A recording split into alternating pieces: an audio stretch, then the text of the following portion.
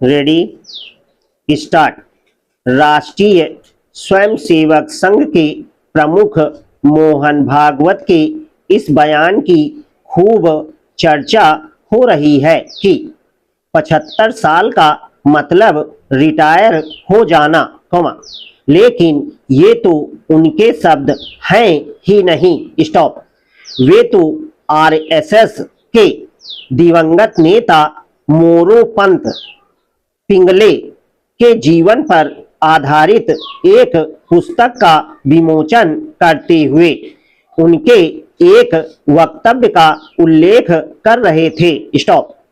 स्पष्ट है कि इसके आधार पर यह कहना ठीक नहीं होगा कि संघ प्रमुख प्रधानमंत्री मोदी को कोई राजनीतिक संदेश दे रहे थे। स्टॉप।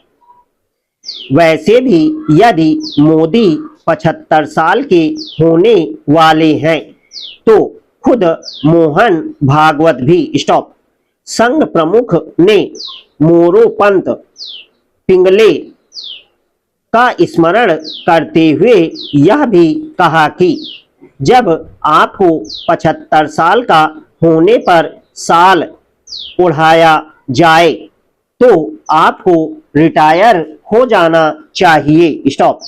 मोहन भागवत की ओर से जो कुछ कहा गया, उससे यह स्पष्ट नहीं होता कि वे किसके रिटायर होने को रेखांकित करना चाह रहे थे, राजनीतिक लोगों के अथवा गैर राजनीतिक लोगों के। स्टॉप।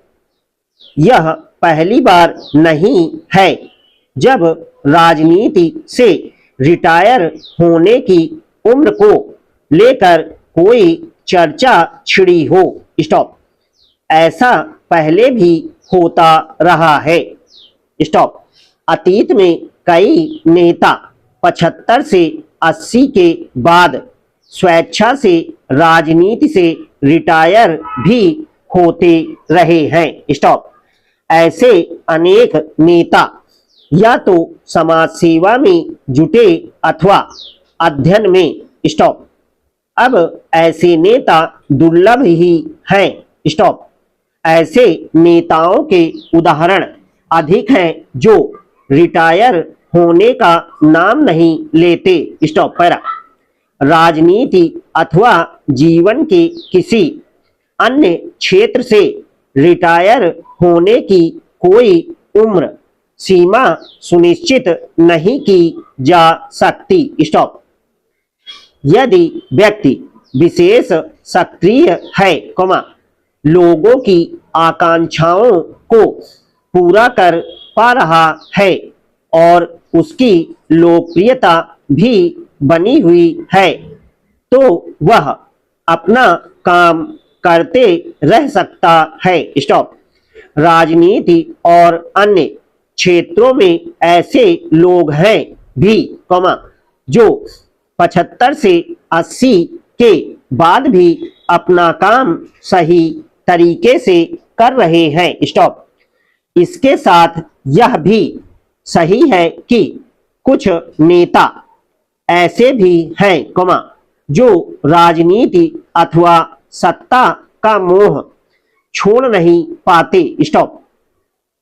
इसकी अनदेखी नहीं की जा सकती कि कई नेता राज्यपाल बने और फिर सक्रिय राजनीति में लौट आए। स्टॉप।